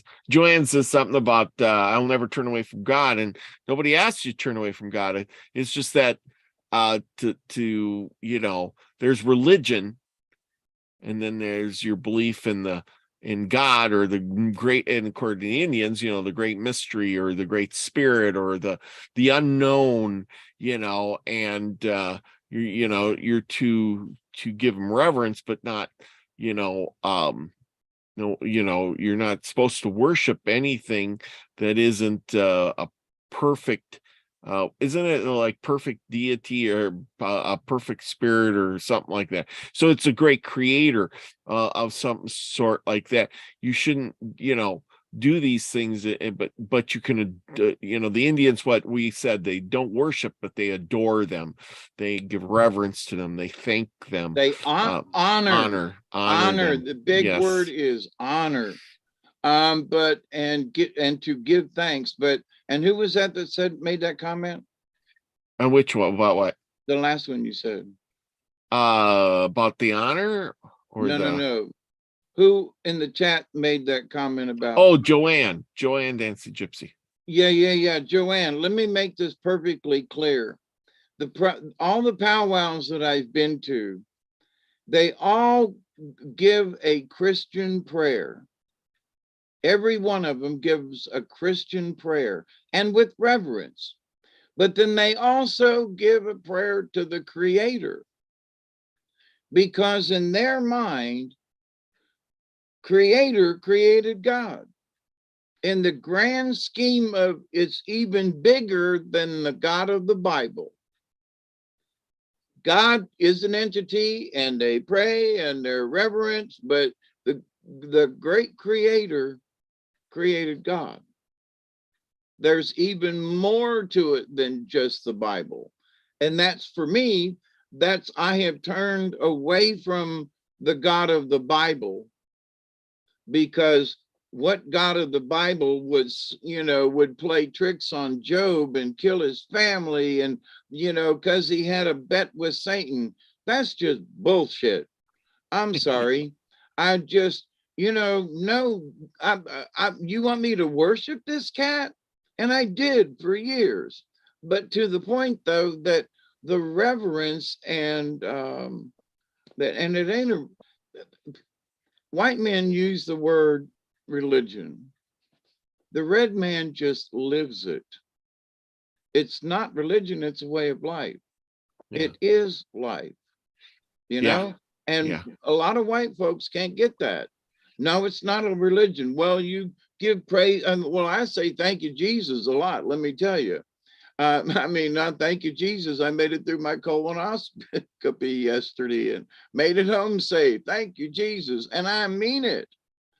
But I am not a churchgoer, nor, am I going to spend my time worshiping the God of Moses, who provided so much suffering to the Christians, man. Yeah.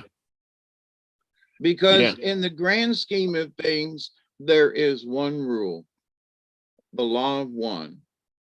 And that means to harm nothing, not a rock, not a, you don't harm anything. And you don't need 10 commandments because, and I've been through this over the years, for every commandment there is, the law of one covers it. Yeah. And so, okay, 10 commandments. Well, for those of us who say that we have learned so much that we have turned from God, and maybe turning from God isn't the right phraseology. It's more that, yeah, we understand he's there, but we just kind of ignore it. Or like, yeah, so it's not like I've just thrown my Bibles away. I've got one right behind me. I still believe in my, Mother Mary and what happened to me as a young child, and the different experiences that I've encountered. But so, my God is the great creator, is the great spirit. And it's more than the Bible. Yep. Yeah. No, I agree. I agree with that,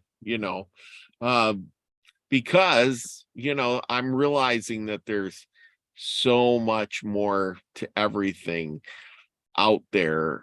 And the God of the Bible seems so narrow-minded, like, I got such a big ego.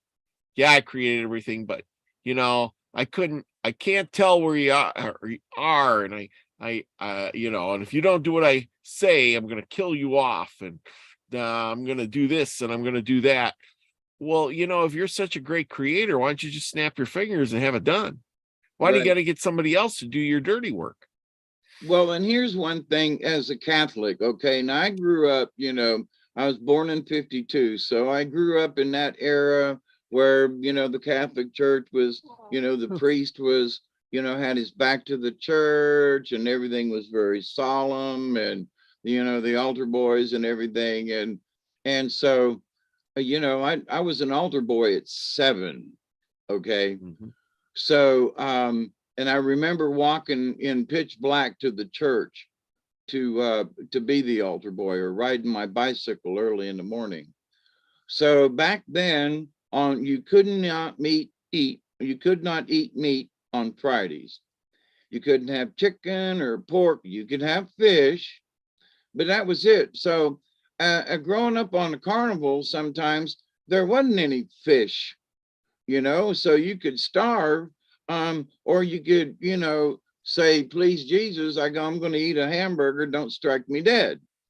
And so you'd have to go to confession, because there's sure enough that we'd work on a weekend where you was hungry and Friday came around and the only thing you had to eat was a hamburger or hot dog or corn dog or something like that. So I couldn't have the Eucharist on Sunday because I broke one of their frickin' rules. And then one day they came out and said, oh, by the way, if that thing about no meat on Fridays, well, we kind of changed our mind. It's okay now. You can do it if you want to, but it's okay. So now all the years of suffering, all the years as a child who is like, it's a sin to eat meat on Friday.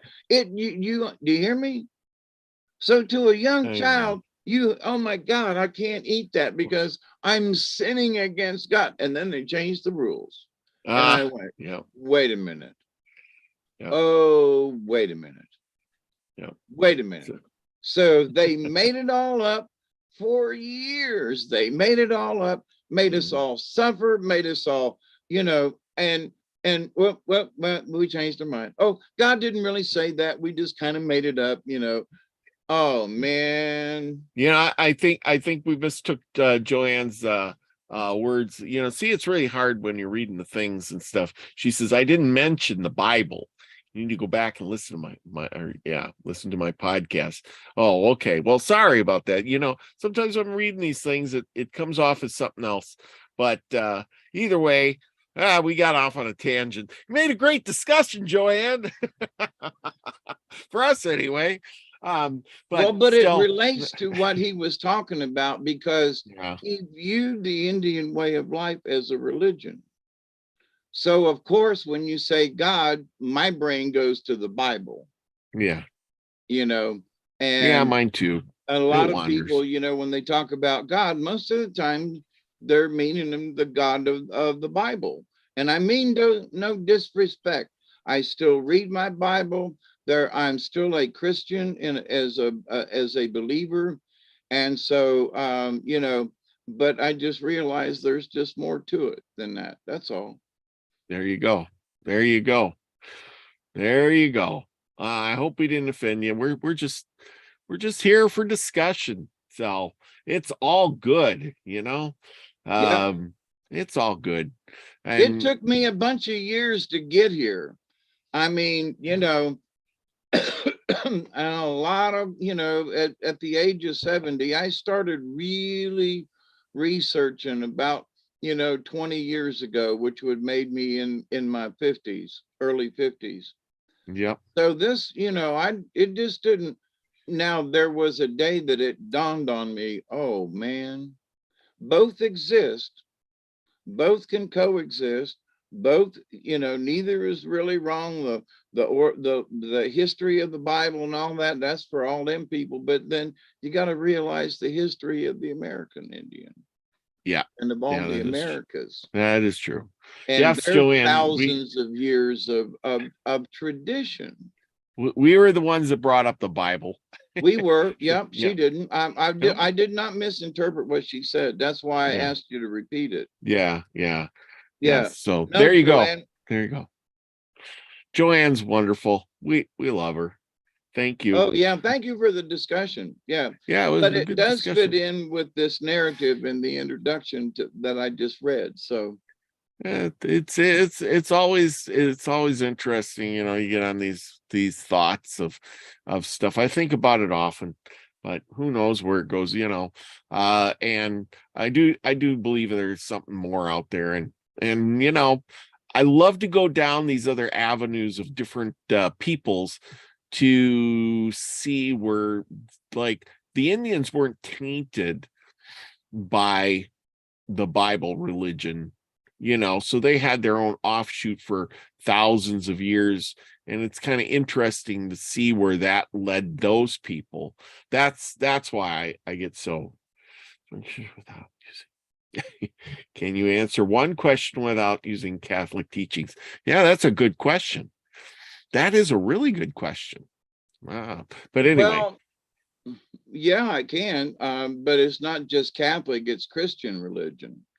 hmm, Because all of the Christian religions, guess what, stem from the Catholic religion. that is true. I mean, go all the way back, and every single religion, Martin Luther did his thing on the church door and Lutheranism was born. And the King James Bible, King James said, screw the Catholic Church, and he rewrote the Bible, you Yeah. know. So Yeah. he added some things and took some stuff out, as I've discussed over the years. So, but the Christian religion is based on the Catholic belief if you go back to the beginning of it all. So Yeah. not trying to be a Catholic pusher, or simply because I tried being a Methodist, I tried being a Baptist, I tried being I've tried it now. I even tried to be a holy roller. Yeah. I remember in my younger days when I was just like, 18 or 19, going to different churches with different friends. And I realized, well, they're almost all alike. I was like, what's the difference? Oh man, me and my buddy, we got on the computer one day, and if you guys can do this too, it's kind of fun. Just type in on YouTube how to become, and then put whatever religion you want in there. And there's little videos up that come up, and it says things like, 3 easy steps to become a Jew. 3 easy steps to become a Catholic. 3 easy steps to become a Hindu, or 6, or was it 6 easy steps to become a Hindu? Anyway, or a Buddhist, or whatever it was. But there was all these different videos on how to become a Muslim, in 5 easy steps, follow my lead. The guy says, all you have to do is do this. And at the end of the video, each one goes, do this and this and this. And now I say you are a, whatever you religion it was at the time. And we laughed so hard. It was hilarious, because it's like, really? Let's try another one. And I'm thinking, Yeah, further down in this same introduction, and I'm scrolling down to see if I could find it.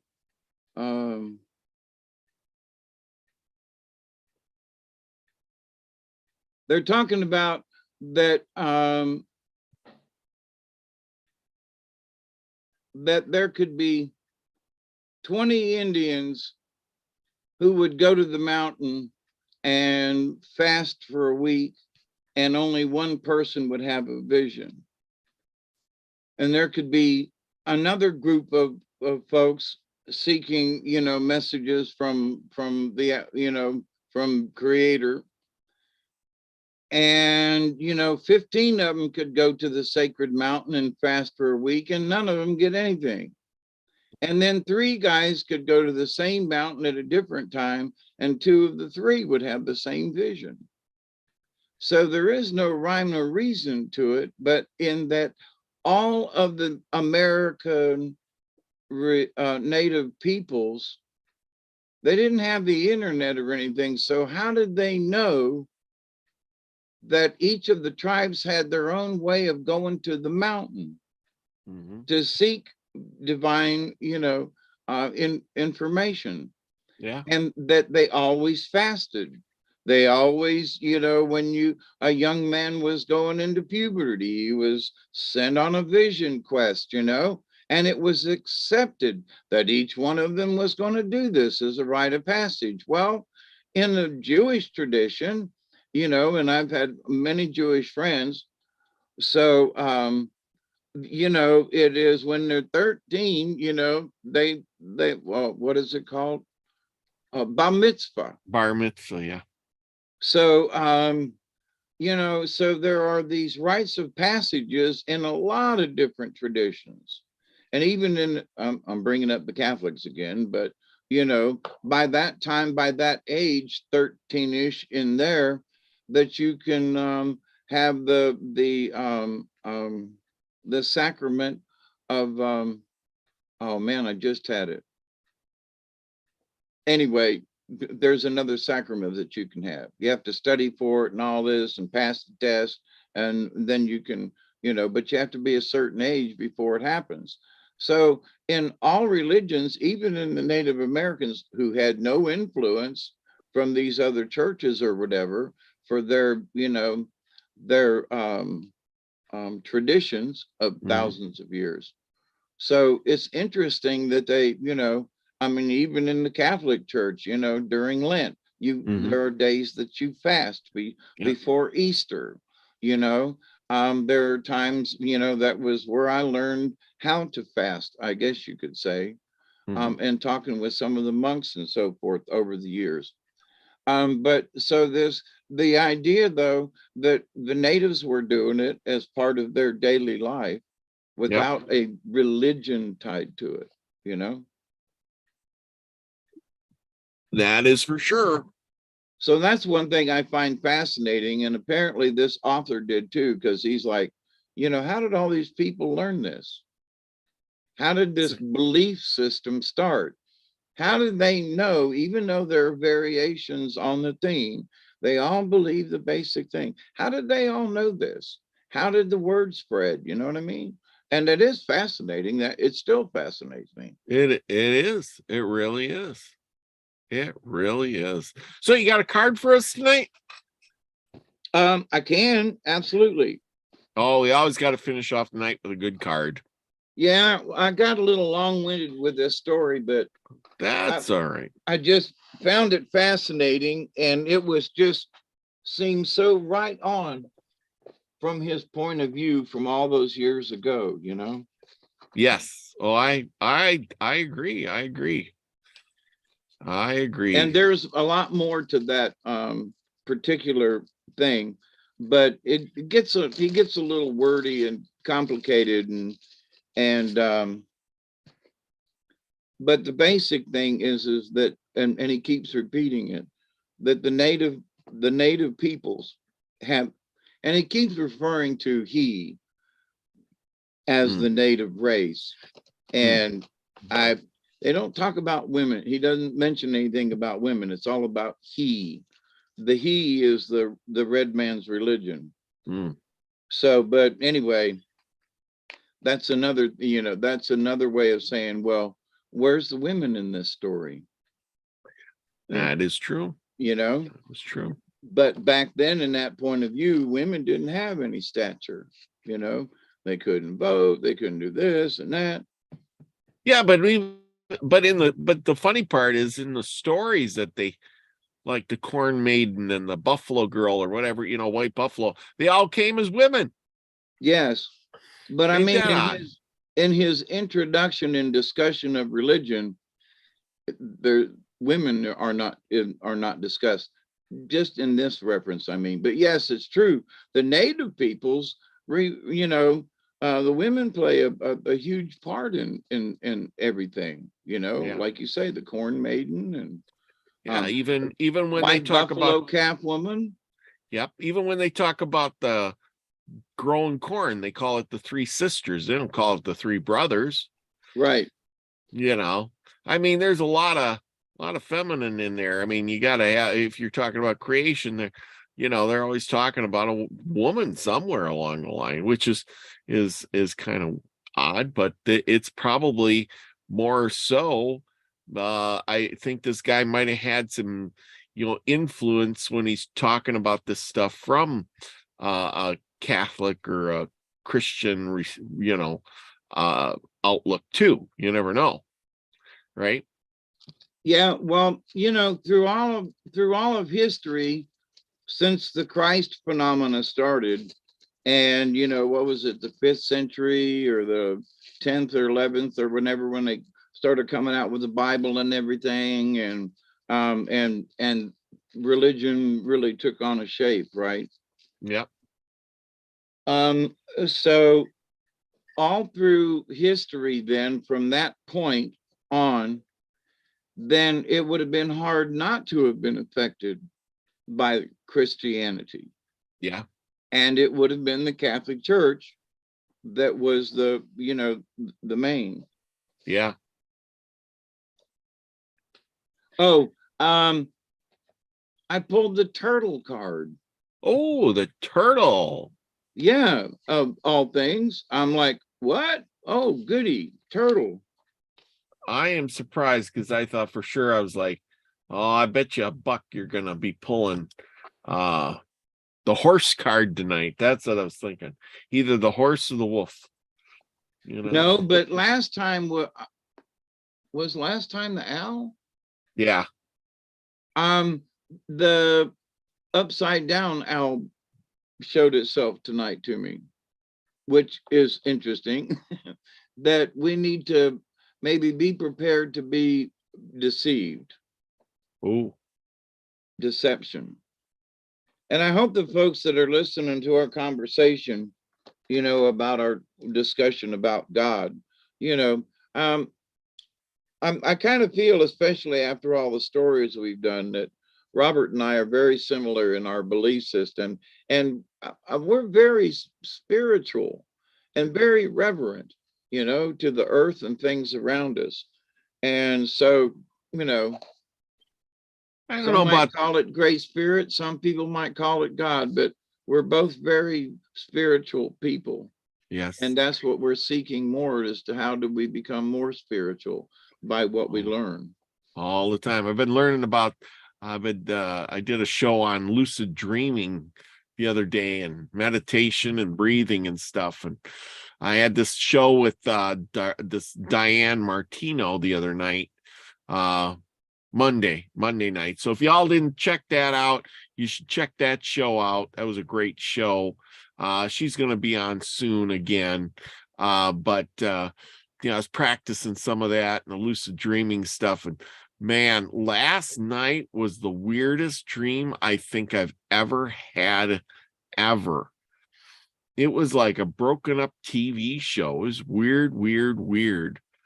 Oh man, I can't even describe it, because it was like the channel was off or something, I was in between channels and the screen kept flipping, and I was, boy, it was so real.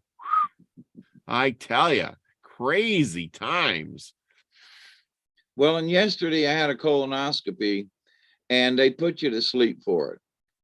And let me tell you, so this beautiful nurse was, laid over on my left side, and they're telling me that I'm fixing to go out soon. And she's got this big hypodermic needle that she's pushing into the tube into my veins.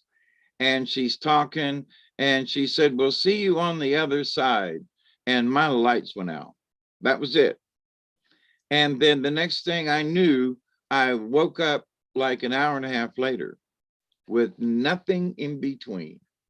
Nothing. It was a very odd experience. No fluttering, no out, awake. And, 2 hours have passed. Very odd, to say the least. Now, I've had the procedure before, and I've been operated on many times with my neck and my leg, but this time it was weird. Just saying. But anyway, there was no dream. There was no, and No, I nothing. kind of sort of expected something, but it wasn't there. Anyway, the turtle. Turtle All right. is number 10, and turtle is Mother Earth. Turtle, great mother, feed my spirit, clothe my heart, that I may serve you too. In Native American teachings, turtle is the oldest symbol for the planet Earth. It is the personification of goddess energy and the eternal mother from which our lives evolve. Now, that's interesting that we just read this, the myth thing, and Mother Earth, and so turtle being Mother Earth. That's interesting. There's the correlation. Yeah. Anyway, and the eternal mother from which our lives evolve. We are born of the womb of earth, and to her soil our bodies will return. In honoring the earth, we are asked by turtle to be mindful of the cycle of give and take, to give back to the mother as she has given to us. Turtle has a shell which is similar to the protection that earth has employed for centuries as her body has been defiled. Mother Earth's protection has come in the form of earth changes, new plant growth, the creation of new land masses by volcanoes, and climate alterations. Like turtle, you also have shields that protect you from hurt, envy, jealousy, and the unconsciousness of others. Turtle teaches you through its habit patterns how to use protection. If you are bothered by the actions or words of others, it is time to go inside yourself and honor your feelings. If you are attacked, it is time to give a warning snap. If you have chosen the turtle symbol, you are being asked to honor the creative source within you. They want me to read this again. If you've chosen the turtle symbol, you are being asked to honor the creative source within you. So all y'all out there know now, give honor to your own creative source. Okay, it doesn't become egotistical. It means to honor it.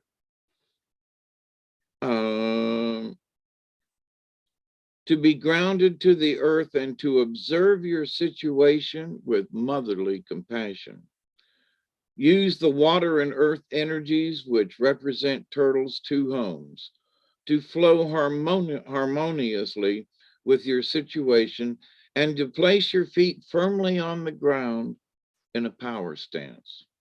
Turtle is a fine teacher of the art of grounding. You may even be able to overcome some of your space cadet tendencies if you align with turtle medicine. In learning to ground, you are placing focus on your thoughts and actions and slowing to a pace that assures completion. Turtle warns of the dangers of pushing the river, as evidenced by the plodding pace that turtle keeps. The corn that is harvested before its time is not yet full. However, if it's given the chance to develop at its own rate, in its own season, the sweetness of the corn will be shared by all. Turtle buries its thoughts like its eggs in the sand and allows the sun to hatch the little ones. This teaches you to develop your ideas before you bring them out in the light. Look at the old fable of the tortoise and the hare and decide for yourself whether or not you would like to align with turtle. Bigger, stronger, and faster are not always the best way to get to a goal. When you arrive, you may be asked where you've been, and you may not be able to remember. In that case, arriving prematurely can make you feel very immature. If you draw the turtle card, it augurs a time of connecting with the power of earth and the mother goddess within. This is a reminder of the ally that you have with Mother Earth. It does not matter what situation you have created. Ask for assistance and abundance will follow. Turtle card for y'all. And it is right side up. So I think that's pretty good. After reading that introduction, about the myth and everything, turtle card being that, there was no land and turtle came about, and there was a rock and a piece of twig and a little bit of dirt. And in one story, I think one of the critters went all the way down to the underwater and brought sand up and placed it on the turtle. And, North America is called Turtle Island. Oh, yeah, Turtle Island. I remember that. Right. So there are many stories about the creation, so turtle. So the fact that we were reading the creation story and that I pulled the turtle card, here we go again with another. Oh, well, whoops, there it is. Proof that, there is something in the universe of some kind of synchronicity or however you want to call it. But oh yeah, like turtle card. Turtle card's good. I like it. Yeah. It's and haven't pulled it in a while either. So that's always it's an interesting thing out of the 40 some cards.